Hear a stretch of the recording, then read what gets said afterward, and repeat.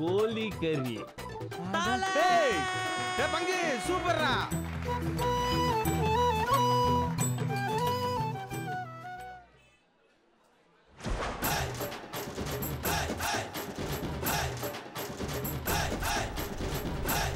சிங்கம் காலம் இறங்கிருச்சு. டேய் உங்க சிங்கம் இப்ப அசிங்கப்பட்டு நிக்க போது பாருங்கடா. ஐயோ இந்த ஆளு வேற.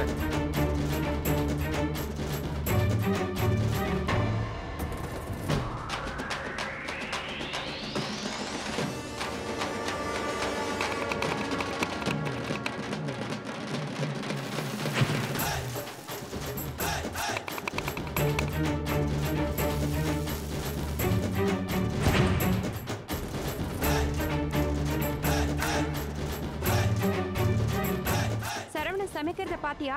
ஏதோ பயங்கர எக்ஸ்பர்ட் மாதிரி சமைச்சிட்டு இருக்கான். அதுவே கையில கிடைச்சதெல்லாம் அள்ளி போட்டுட்டு இருக்கு. அதுக்கே அது என்னன்னு தெரியாது. நீ வேற காமெடி பண்ணிட்டு இருக்க.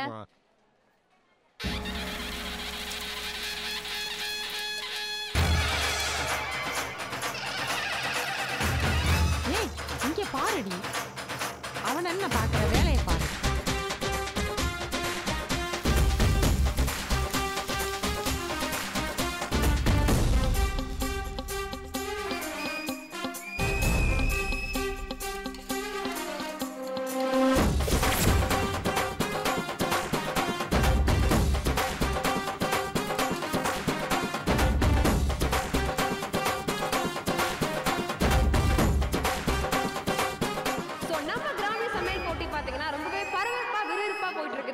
நீங்க வந்து பாத்தீங்கன்னா முத்தழக சப்போர்ட் பண்ணி ஒரு பெரிய குடும்பம் மாயாண்டி குடும்பத்தார் வந்து ஷேர் பண்ணிட்டு இருக்காங்க. அவங்க ஆரவாரமா உற்சாகப்படுத்திட்டு இருக்காங்க. சோ டாப் 10 அவங்க வீட்ல இருந்து யார் செலக்ட் ஆவாங்கன்றத வாங்க அவங்க கிட்டே கேட்கலாம்.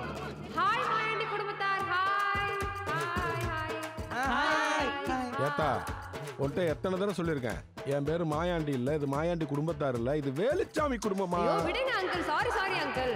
உங்க ஃபேமிலில இருந்து 2 பேர் பரபரப்பா சமைச்சிட்டு இருக்காங்க. அதுல யார் டாப் 10 செலக்ட் ஆவாங்கன்னு நீங்க நினைக்கிறீங்க?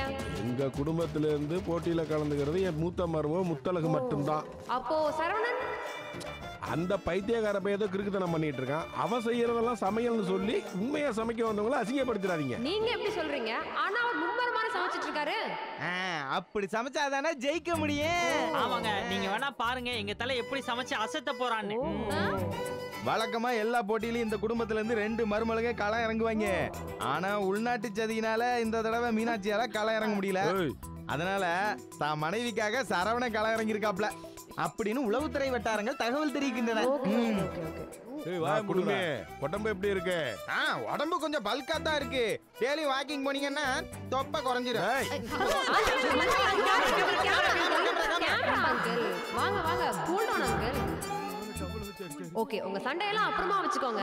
இங்க காம்படிஷன் வந்து ரொம்பவே ஹெவியா போயிட்டு இருக்குது. வாங்க நம்ம கண்டஸ்டன்ட்ஸ் எல்லாரையும் கிளாப் பண்ணி cheer பண்ணலாம்.